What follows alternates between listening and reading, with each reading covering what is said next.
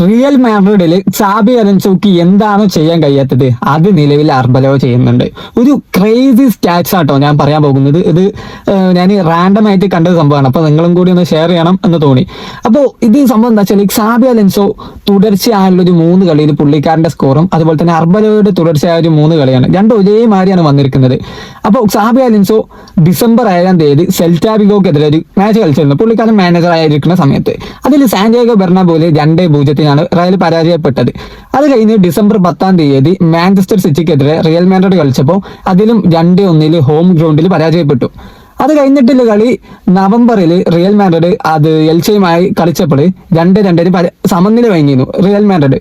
ഇനി ഇതേ സംഭവം അർബലയോട് കേസെടുത്താൽ സെൽറ്റാ വിഗോക്കെതിരെ 2-1 വിക്ടറി, ഒരു എവയിൽ പോയി വിക്ടറി സ്വന്തമാക്കാൻ കഴിഞ്ഞിട്ടുണ്ട്.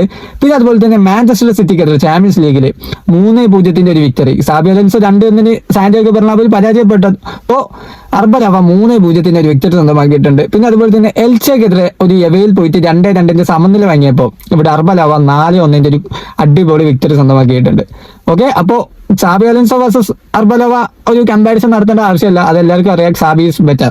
ബട്ട് ചില റാൻഡം സ്റ്റാറ്റ്സ് എടുത്താൽ അതിൽ അർബലോയ്ക്ക് എവിടേക്ക് ഒരു അപ്പർ ഹാൻഡ് ഉണ്ട്. അതുപോലെ തന്നെ എനിക്ക് പുള്ളിക്കാരൻ്റെ ഏറ്റവും ഇഷ്ടമുള്ള രണ്ട് സംഭവങ്ങൾ, ഒന്ന് അക്കാദമി പ്ലേയേഴ്സിനെ, യങ് പ്ലേയേഴ്സിനെ പുള്ളിക്കാരൻ പ്ലേയിങ് 11-ൽ ഉൾപ്പെടുത്തുന്നുണ്ട് എന്നുള്ള കാര്യം. രണ്ടാമത്തെ കാര്യം, പുള്ളിക്കാരന് സബ്സ്റ്റിറ്റ്യൂഷനുകൾ കുറച്ച് നേരത്തെ ചെയ്യുന്നുണ്ട്. ഒരു 60-ാം മിനിറ്റ് 65-ാം മിനിറ്റ് ഒക്കെ ആകുമ്പോൾ സബ്സ്റ്റിറ്റ്യൂഷനുകൾ ഇങ്ങനെ കൊണ്ടുപോകും. എനിക്കൊരു 55 മിനിറ്റ് മുതൽ സബ്സ്റ്റിറ്റ്യൂഷൻ വരും. സാബി അലൻസോയുടെ കേസ് എടുത്താൽ 75, 80, 85 മിനിറ്റ് കഴിയുമ്പോഴാണ് സബ്സ്റ്റിറ്റ്യൂഷൻ വരുന്നത്. അപ്പോൾ ഒരു രീതിയിൽ നോക്കുകയാണെങ്കിൽ നല്ലതാണ്, ഫസ്റ്റ് 11-ലെ ക്വാളിറ്റി പ്ലേയേഴ്സിന് അത്രയും ഗ്രൗണ്ട് ടൈം കിട്ടും. പക്ഷേ എൻ്റെ ഒരു അഭിപ്രായത്തിൽ സബ്സ്റ്റിറ്റ്യൂഷനുകൾ കുറച്ച് മുമ്പ് കൊണ്ടുവരണം എന്ന് പറയുന്ന ഒരാളാണ് ഞാൻ. അപ്പോൾ എൻ്റെ അഭിപ്രായത്തിൽ പുള്ളിക്കാരെടുക്കുന്ന ഡിസിഷൻസ് പേഴ്സണലി എനിക്ക് ആ ഒരു ഭയങ്കര ഹാപ്പി ആക്കുന്ന ഒന്നാണ്. പക്ഷെ ടാറ്റിക്സിന്റെ കാര്യം എടുത്താൽ പലപ്പോഴും അർബലോക്ക് സാബിയുടെ അത്ര ഒരു നോളജ് ഇല്ലാത്ത മാതിരി എനിക്ക് ഫീൽ ചെയ്തിട്ടുണ്ട്. ഏതായാലും ഈ ഒരു ക്രേസി സ്റ്റാറ്റ്സ് നിങ്ങൾക്ക് എന്താണ് തോന്നുന്നത്?